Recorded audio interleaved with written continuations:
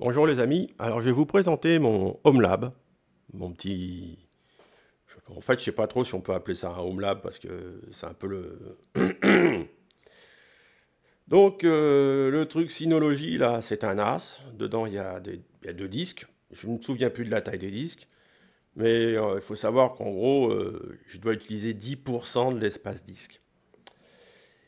À côté, c'est un Raspberry Pi, et à l'autre côté, juste à côté aussi, c'est un autre Raspberry Pi.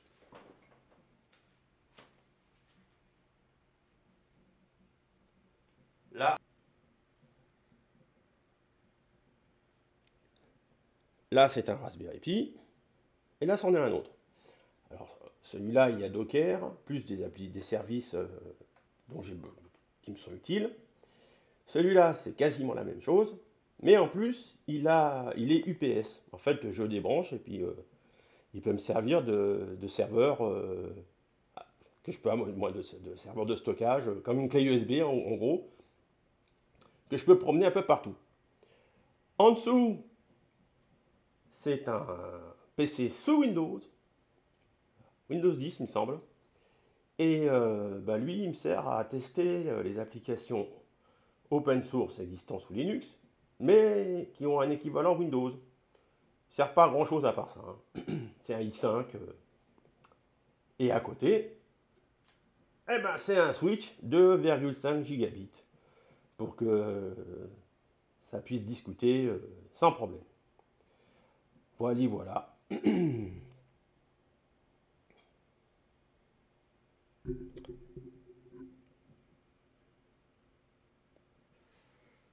Donc, allez, maintenant on va passer à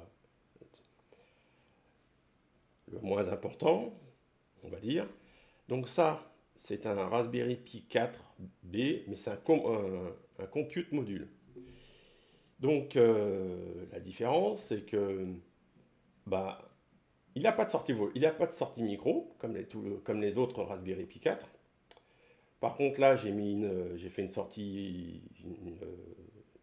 antenne Wi-Fi, parce que le Wi-Fi, on ne le voit pas, mais il est par ici, la prise.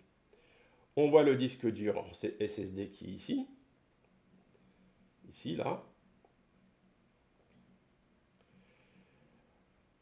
Il n'y a pas de lecteur, il n'y a pas de carton SD dedans, parce que comme c'est un compute module, il a 8 Go de RAM, mais il a aussi 32 gigabits 32 gigaoctets de stockage en eMMC, sur lequel est stocké le système d'exploitation et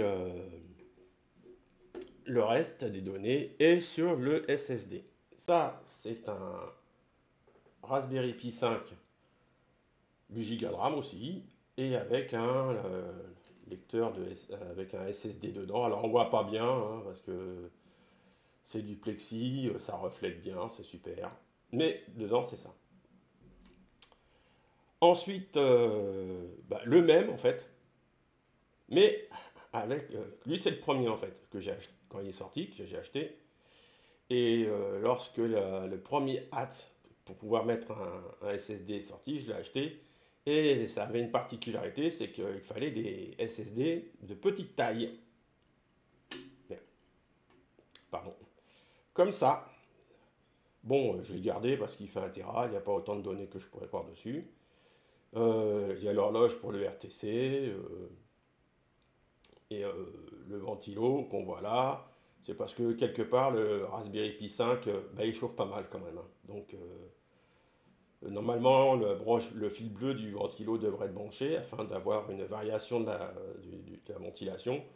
Mais comme c'est un truc qui tourne H24 et que c'est pas spécialement bruyant, et puis c'est dans mon bureau, je dors pas dedans, donc ça me gêne pas.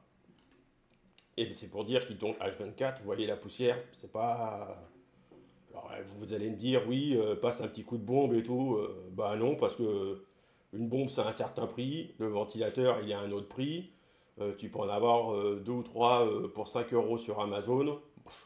Tu le prends, quand il est trop plein de poussière, tu le démontes, tu mets un neuf et tu y jettes l'autre, hein. On va pas s'embêter avec une bombe d'air sec. La couche.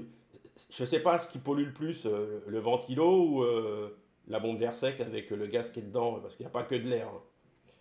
Voilà, donc la couche d'ozone, il faut un peu la préserver. Hein. C'est pas. Enfin, bon, je rentre dans un débat écologique et c'est pas le but de la vidéo. Donc ça, c'est un Raspberry Pi 5, pareil. Alors, il n'y a pas Docker. Les deux ont Ubuntu, parce que les Raspberry Pi OS, je trouve que c'est peut-être bon pour débuter, mais en tant que OS Linux, c'est vraiment une, une ME.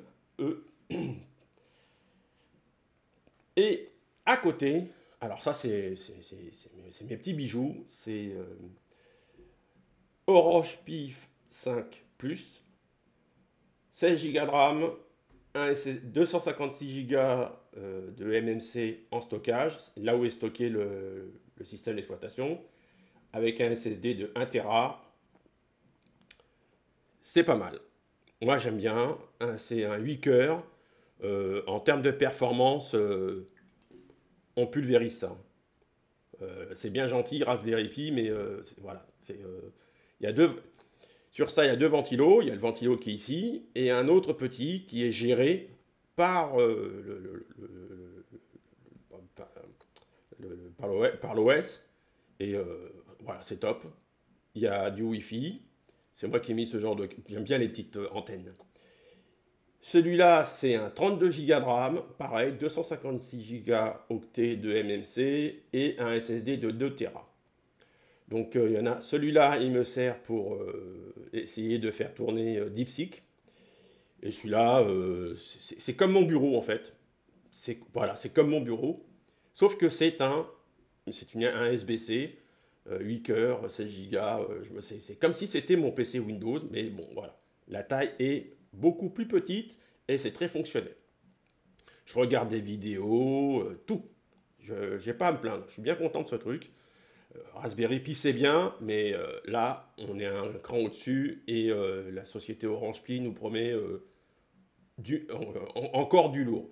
Sinon il y a l'équivalent de Orange Pi 5 Plus, c'est le Raxa Rock 5B Plus. Alors là par contre lui il est pas mal aussi.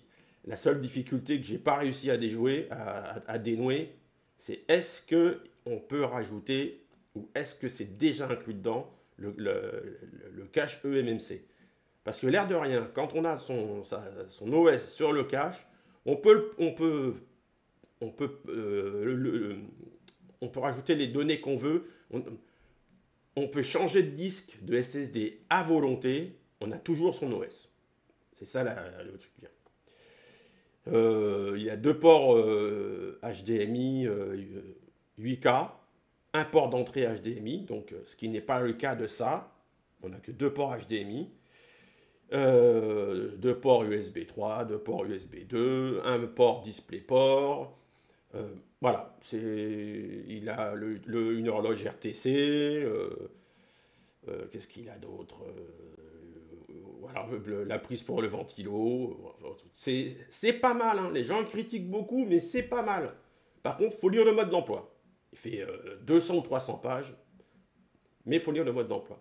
Donc voilà, c'est mon petit matos en ARM, processeur ARM. Moi, j'aime bien, je trouve ça très cool. Ça donne un autre goût à Linux, parce que la plèbe qui utilise Linux, ouais, Windows c'est de la M, je passe à Linux Mint en plus. Ça gave un peu quoi. Là, on est comme il y a quelques années, il faut de la réflexion, il faut de la lecture, il faut des tests pour faire fonctionner aux petits oignons. Ben voilà les amis, je vous remercie d'avoir regardé cette petite vidéo de 3 fois rien. Et surtout, si ça vous a plu, un petit pouce. Si ça vous a pas plu, ben un petit pouce dans l'autre sens. De toute façon, rassurez-vous, je ne gagne pas un centime sur la vidéo. Yes ou pauvre.